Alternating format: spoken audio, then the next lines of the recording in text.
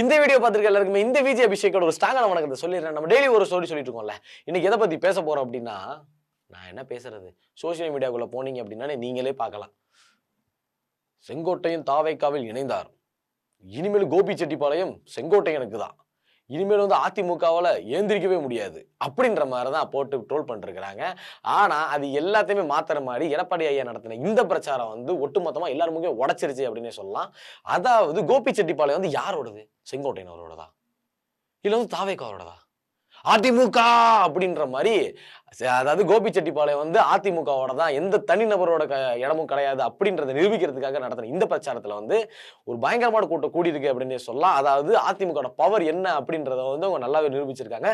அந்த கூட்டத்துல நம்ம எடப்பாடி ஐயா வந்து கேட்ட ஒரு கேள்வி செருப்பால் அடிச்ச மாதிரி இருக்கும் அப்படின்னு சொல்லலாம். அந்த கேள்விக்கு வந்து ஏந்திரிக்க முடியாது. அது ஒரு படத்துல சொல்லுவாரு, உண்மையில அடிக்கிற அடி எல்லாம் பயங்கரமா இருக்கும், எதிரியால ஏந்திரிக்கவே முடியாது அப்படின்ற மாதிரி எடப்பாடி ஐயா வந்து செங்கோட்டையன் அவர்களை கேட்ட கேள்விக்கு யாராலையும் பதிலே சொல்ல முடியாது. அந்த அளவுக்கு பாயிண்ட் அவுட்டா கேட்டிருக்காங்க. கிளி கிளி கிளி கிளி கிழிச்சு தொங்க விட்டுட்டாங்க அப்படின்னு சொல்லலாம். அப்படி அவர் என்ன பேசினாரு, என்ன நடந்தது அப்படின்றது தான் இந்த வீடியோல நான் டீட்டெயிலா சொல்ல போறேன். சோ அவர் என்ன பேசினாருன்றதை நீங்க தெரிஞ்சுக்கணும் அப்படின்னா இந்த வீடியோ ஃபுல்லா பாருங்க. நான் உங்க விஜய் அபிஷேக், இது நம்ம ஜெம் டிவி.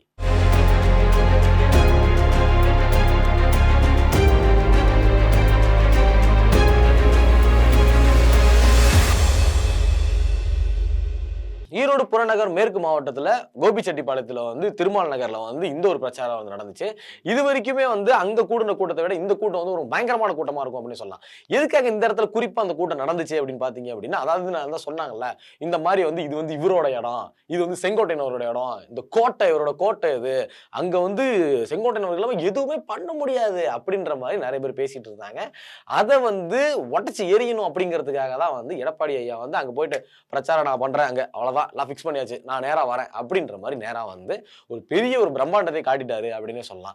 அதுக்கப்புறம் பாத்தீங்க அப்படின்னா அங்க வந்து சில பல கேள்விகள்லாம் கேட்க ஆரம்பிச்சாங்க. இந்த கேள்வி வந்து கேட்டதுக்கு அப்புறம் எல்லாருக்குமே இந்த கேள்வி வந்து மனசுக்குள்ள ஓட ஆரம்பிச்சிருச்சு. அதாவது அங்க செங்கோட்டையன் அவர்களுக்கு வந்து அங்க வந்து தோல்வியே கிடையாதுன்னு சொல்லலாம். கிட்டத்தட்ட 8 முறை அங்க ஜெயிச்சு சட்டமன்ற உறுப்பினராக வந்திருக்காரு. இப்போ அவங்க வந்து எம்எல்ஏ அவரு தான். அவர் வந்து எப்பயுமே ஜெயிச்சு ஜெயிச்சு ஜெயிச்சு ஜெயிச்சு அவர் வந்து தூக்கி மேல வைக்கிற மக்கள் அவர் வேலையை ராஜினாமா செஞ்சாரு. அப்போ உங்கள்ட்ட யாராவது கேட்டாரா? கேட்டாரா? கேட்டாரா? கேட்கல. இதே கேள்வியை தான் எனக்கும் கேட்கலன்ற மாதிரி அங்க வந்து எடப்பாடி ஐயா கேட்டிருக்காரு. இந்த மாதிரி ஓட்டு கேட்கறதுக்கு மட்டும் மக்கள் தேவைப்பட்டாங்க. இப்போ வந்து இதுல இருந்து நான் விலகுறேன், என்னை நீங்க ஜெயிக்க வச்சீங்க, என்னை ஒரு நாள் தூக்கி மேல வச்சிருந்தீங்க, இப்ப நான் வந்து கட்சியை விட்டு விலக போறேன் அப்படின்றத மக்கள்கிட்ட அவர் என்னைக்காவது சொன்னாரா? சொல்லல. இந்த கேள்வியை தான் வந்து ஸ்ட்ராங்கா அவர் வந்து கேட்டிருந்தாரு. அது மட்டும் இல்லாம அதாவது இந்த நவம்பர் மாசத்துல வந்து நீங்க வந்து ராஜினாமா பண்றது என்ன காரணம்? ஏன்னா 4 நாள் எலெக்ஷன் வருது, மறுபடியும் இன்னொரு கட்சியில் போய் நிக்கலாம், அங்க வந்து எப்படி நம்ம எம்எல்ஏ ஆயிடுவோம் அப்படின்ற ஒரு எண்ணமா அப்படின்றதையும் கேட்டிருக்காங்க. அதாவது எடப்பாடி ஐயாவுக்கும் செங்கோட்டையனுக்கு வந்து பிரச்சனை வந்து இப்ப ஸ்டார்ட் ஆகல. எப்ப ஸ்டார்ட் ஆச்சு அப்படின்னா ஆகஸ்ட் 17 2024 அத்திக்கடவுல வந்து இந்த அவிநாசி திட்டம்ன்ற திட்டத்தை நீங்க கேள்விப்பட்டிருப்பீங்க. இந்த திட்டத்தை வந்து என்னதான் அதிமுக செஞ்சிருந்தாலும் இது வந்து நடத்துனது வந்து யாருன்னு பாத்தீங்க அப்படின்னா இந்த விவசாய சங்கம். விவசாய சங்கத்துல இருந்து எல்லா கட்சியில இருக்கிற விவசாயிகள் எல்லாரையுமே வந்து இன்வைட் பண்ணியிருந்தாங்க. இன்வைட் பண்ணி வாங்க இந்த மாதிரி திட்டத்துக்கு வாங்க அப்படின்னு சொல்லியிருந்தாங்க. இதுல வந்து ஆனா எடப்பாடி ஐயா வந்து எப்பவுமே வந்து தன்னை ஒரு முதலமைச்சர்ன்றத சொல்றதை தாண்டி நான் ஒரு விவசாயி அப்படின்ற சொல்றது வந்து எல்லாருமே கேட்டிருப்பீங்க. அதே மாதிரி செங்கோட்டையனர்களும் ஒரு விவசாயி, அவர் பண்ணையார், அவர் நிறைய தோட்டம் துறவெல்லாம் இருக்கு, அவர் வந்து ஒரு பண்ணையாரா தான் வாழ்ந்துட்டு இருக்காரு அப்படின்னு வச்சுக்கோங்களேன். அப்படி வச்சுக்கோங்களா இல்ல, அப்படிதான் இருக்காரு. அப்படின்றப்போ அந்த இடத்துக்கு இன்வைட் பண்ணப்போ வந்து அவர் செங்கோட்டையன் அவர்கள் வரல. என்ன காரணம் அப்படின்னு பாத்தீங்க அப்படின்னா பின்னாடி பேனர் இருந்தது. அந்த பேனர்ல வந்து ஜெயலலிதா அம்மா போட்டோவும் வந்து எம்ஜிஆர் போட்டோ அவர்களும் இல்ல. அதனால வந்து நான் வர மாட்டேன் அப்படின்னு சொல்லி ஒரு கோச்சிட்டு போயிட்டாரு. அப்படின்றப்போ இதுவே வந்து இது முதல், ஓகேவா? ரெண்டாவது, அதாவது கோயம்புத்தூரோட சட்டமன்ற உறுப்பினர்கள் வேல்மணி அவர்களோட பையனோட கல்யாணம். இந்த கல்யாணம் வந்து மார்ச்ல நடைபெற்றுச்சு. இதுக்காக வந்து எல்லாருமே கலந்துக்க போனாங்க. அப்போ வந்து பாத்தீங்க அப்படின்னா எடப்பாடி ஐயாவும் வராரு, செங்கோட்டையன் அவர்களும் வராரு. எப்போ வராரு? எடப்பாடி ஐயா போனதுக்கு அப்புறம் செங்கோட்டையன் அவர்கள் வந்தாரு. அப்படின்றப்போ வந்து கிட்டத்தட்ட ஒரு 1-2 வருஷமாவே இவங்களுக்குள்ள வந்து இந்த பிரச்சனை வந்து கருத்து முரண்பாடுன்றது நிறையவே வந்துகிட்டே இருந்துச்சு. அப்போ வந்து இவர் கேட்ட கேள்வி என்ன அப்படின்னா, கிட்டத்தட்ட உனக்கு எனக்கு 2 வருஷமா கருத்து முரண்பாடு இருக்கு, நீ ஏன் அப்ப வேலையை விட்டு ரிசைன் பண்ணல? இப்ப எதுக்கு ரிசைன் பண்ணணும்? வேலை இல்ல அந்த பதவியில இருந்து. அப்ப ரிசைன் பண்ணல, இப்ப ஏன் ரிசைன் பண்ணணும்? 4 மாசம் எலெக்ஷன் வருதுல்ல, ஏன்னா மிஞ்சி போனா அந்த 4 மாசத்துல இன்னும் ஒரு 10 லட்ச ரூபா சம்பாதிப்பாங்களா, அதை வந்து அடுத்த வருஷத்துல சேர்த்து சம்பாதிச்சுக்கலாம் அப்படின்ற ஒரு எண்ணத்துல இப்போ வந்து அடுத்த எலெக்ஷன் வரப்போகுது, இப்போ வந்து ரிசைன் பண்ண அப்படின்னா கரெக்டா இருக்கும் அப்படின்ற மாதிரி இவர் வந்து ரிசைன் பண்ணியிருக்காரு. ஆனா அவர் எங்க இருந்தாலும் நல்லா இருந்துட்டு போட்டோம், மக்கள்கிட்ட சொல்லிட்டு போயிருக்கலாமே அப்படின்றதுதான் இங்க மெயினா ஒரு கேள்வியா இருக்கு. அது மட்டும் இல்லாம சரி ஓகே, அதாவது இந்த திமுகல இருந்து எல்லாருக்கும் சைக்கிள் கொடுத்தாங்க. அந்த சைக்கிள் கொடுக்குற விழாவுக்கு அங்க வந்து அம்மா போட்டோவும் இல்ல, எம்ஜிஆர் ஐயா போட்டோவும் இல்ல. அங்க வந்து கலைஞர் போட்டோவும், சிஎம் சாரோட போட்டோ. அதாவது ஸ்டாலின் அவரோட போட்டோ இருந்துச்சு. அப்ப மட்டும் எப்படி போனீங்க? அங்க மட்டும் எப்படி போனீங்க? அப்போ இவர் முன்னாடில இருந்து திமுகவோட பி டீமா வொர்க் பண்ணிட்டு இருக்காரு அப்படின்றத வந்து இந்த இடத்துல ஓப்பனா போட்டு உடைச்சிருக்காரு. அது மட்டும் இல்லாம நம்ம இதுல இது வந்து பிரச்சனை வந்து எதனால ஸ்டார்ட் ஆச்சு அப்படின்னு பாத்தீங்க அப்படின்னா, அவரை கட்சியில இருந்து நீக்கினது தான். எதுக்காக கட்சியில இருந்து நீக்கணும் அப்படின்றதையும் டீடைலா சொல்லியிருக்காரு. அதாவது இந்த மாதிரி 1, 2 விஷயம் பார்த்துக்கிட்டே இருந்தோம். அதாவது அந்த அவிநாசி திட்டத்துக்கு வரல. அதுக்கப்புறம் பார்த்தோம் அப்படின்னா, இந்த மாரி எந்த ஒரு கட்சி மீட்டிங்க்கு வரல, பொதுக்குழுக்கும் வரல அப்படின்றத தாண்டி, நேரா போய் என்ன பண்ணிட்டாரு அப்படின்னா, பிரஸ் கிட்ட போயிட்டு, இந்த மாரி 10 நாள் டைம் உங்களுக்கு. அந்த 10 நாள்ல வந்து கட்சிய இணைக்கல அப்படின்னா நடக்கிறதே வேற. சார் என்ன சார் பண்ணுவீங்க? 10 நாளா 15 நாளா மாத்துவேன். 15 நாள் ஒரு டைம் குடுப்போம். அதுக்கப்புறம் மாத்தலன்னா, சார் அதுக்கப்புறம் மாத்தலன்னா என்ன சார் பண்ணுவீங்க? அதுக்கப்புறம் மாத்தல அப்படின்னா மறுபடியும் பேசிட்டே இருப்பேன். அப்புறம் வந்து பி டீமா மாறி போயிடுவேன். அப்படின்ற மாரி அவர் வந்து கெடு குடுத்திருக்காரு. சிஎம்க்கு வந்து கெடு குடுத்திருக்காரு. கெடு குடுத்தது மட்டும் இல்லாம, சரி அப்போ வந்து அதான் ஒரு உச்சக்கட்ட டென்ஷன் வச்சுக்கோங்களேன். இன்னொரு விஷயம் ஒண்ணு இருக்கு. அதாவது ஒரு கட்சி எதுக்கு அப்படின்னா, அந்த கட்சிய இருந்து நீக்குனவங்க, அதாவது கட்சிய விட்டு வெளில வீசிட்டாங்க அப்படின்னா, அவங்களோட எந்த ஒரு தொடர்பையும் வச்சுக்க கூடாது அப்படின்றது எல்லா கட்சியிலும் இருக்கிற ஒரு ரூல் அப்படின்னு வச்சுக்கலாம். ஆனா முத்துராமலிங்கர் ஐயா தேவரோட குரு பூஜையில வந்து ஆல்ரெடி கட்சியில இருந்து தூக்குன வந்து டிடிவி தினகரன், இங்கிட்டு வந்து பார்த்தோம் அப்படின்னா பன்னீர்செல்வம் அவர்கள் இருவர் கூடயும் முதல் முறையாக அவர் வந்து அந்த குரு பூஜை எடுக்கிற இடத்துக்கு வந்திருக்காரு.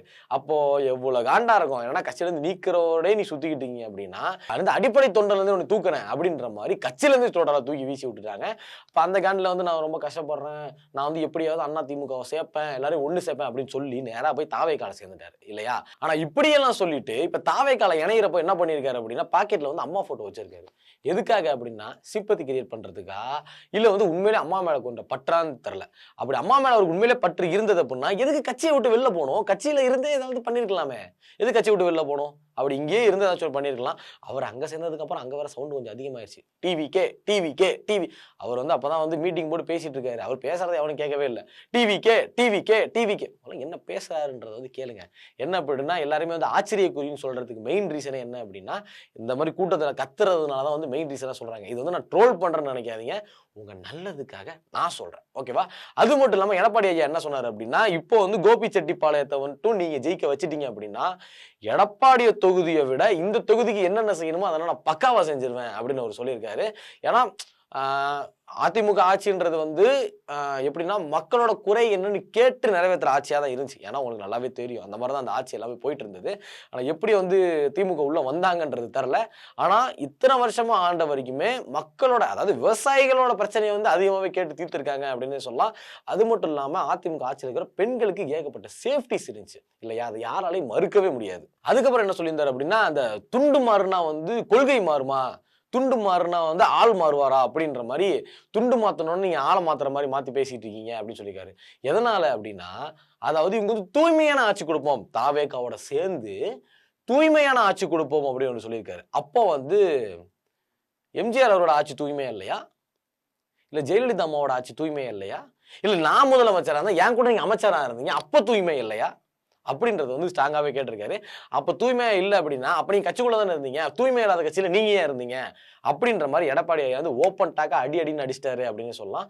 அதாவது இந்த கூட்டம் வந்து உண்மையிலே பயங்கரமான ஒரு கூட்டமா இருந்தது. யாருமே இந்த கூட்டம் வந்து எதிர்பார்த்திருக்கவே மாட்டாங்க அப்படின்னு தான் நினைக்கிறேன்.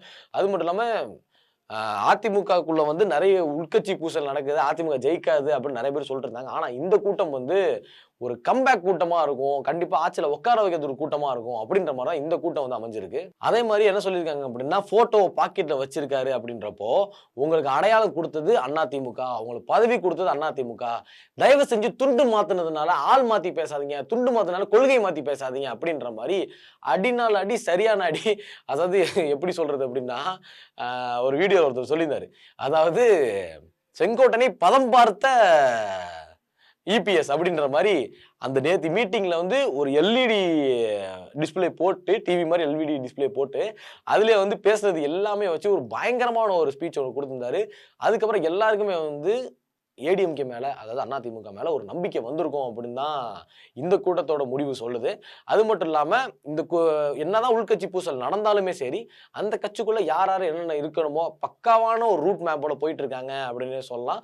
ஓகே, நீங்க இந்த எலெக்ஷன்ல வந்து ஏடிஎம்கேக்கு ஓட்டு போடுவீங்களா? அதாவது அதிமுக எடப்பாடியை வந்து ஜெயிக்கிறது வாய்ப்பு இருக்கா இல்லையா அப்படின்றத மறக்காம கமெண்ட் செக்ஷன்ல கமெண்ட் பண்ணிட்டு போங்க.